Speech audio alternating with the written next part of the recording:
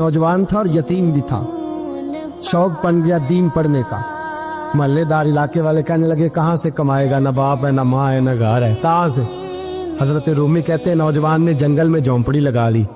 वहां वो सुबह मदरसे जाता, शाम को जंगल में रहता, वहां अल्लाह अल्लाह करता, सबक याद करता। एक दिन बादशाह की बेटी रास्ता भूल गई, जंगल में आई सहेलियों के साथ, बॉडीगार्ड भी साथ थे पर रास्ता भूल गई।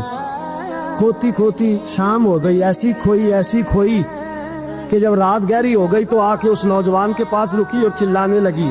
शेर के दहाड़ने की आवाज आती है, भेड़िए के बोलने की आवाज आती है। नौजवान अकेला, सहेलियां बिछड़ गई, गार्ड बिछड़ गए। कहने लगी मैं परेशान हूँ, मुझे जगह मिल जाएगी। नौजवान कहता मैंने शहजादी देखी और मुझे भी पता था कि घर एक ही है और आग को अंदर से दरवाजा भी बंद करना पड़ता है, जंगल जानवर भी आ जाते। कहते मेरी छोटी सी कुटिया में झोंपड़ी में वो आई, रो के कहने लगी सहारा कोई नहीं, अगर मैं पीछे निकलूंगी तो भेड़िए खा जाएगा। कहते मैंने उसे जगह दे दी। अकेली औरत, चिराग जल रहा है, सबक याद कर रहा हूँ। मेरे नबी पाक ने फरमाया जहाँ मर्द औरत अकेले हो तीसरा शैतान होता है। और शहजादी, वो बच्चा कहता है सबक याद करता रहा सारी रात। वो बच्ची को कहा सो जा, पर वो कहती है नींद मुझे भी कहाँ आई। ऐसे मौकों पर नींद, सारी रात सबक याद करता। थोड़ी थोड़ी देर के बाद चिराग जलता तो उस पर उंगली रखता, हाथ जलता तो पीछे खींच ले, फिर दूसरी उंगली रखता। थोड़ी देर के बाद जलता तो खींच ले, हाथ सारा जल गया। सुबह किरणें चमकी तो कहने लगा चल निकल जा, दौड़ जा, बस बड़ा सब्र का इम्तिहान हो गया, चली जा।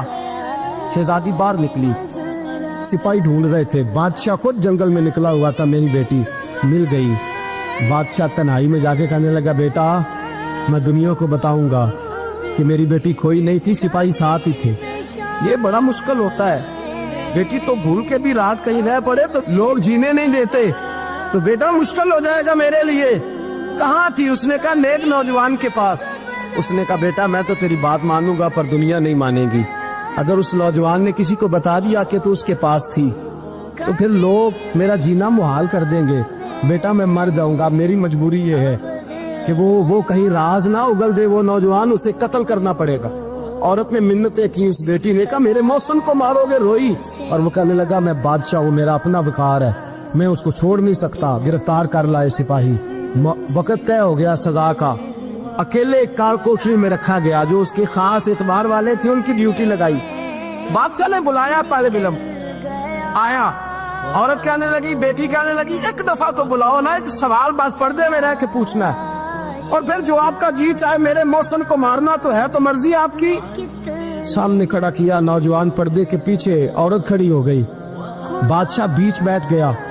बीबी कहने लगी सारी रात बेदार मैं भी रही, सोया तू भी नहीं। वो जो तू चिराग के करीब हाथ लगा के जलाता था वो समझ नहीं आई। नौजवान रो पड़ा, कहने लगा क्या करूं, मैंने रसूलुल्लाह का दीन पढ़ा है, क्या करूं, मैंने हुजूर का दीन पढ़ा है। मैंने पढ़ा है कि जानी को सबसे नीचे दोज़ख के सबसे निचले दर्जे में जलाया जाए, उसे जहन्नमियों का पीप और रेशा पिलाया जाए, कंद खिलाया जाए। ये रवायतें पड़ी हुई थी। थोड़ी थोड़ी देर के बाद शैतान मुझे कहता था बदकारी कर ले।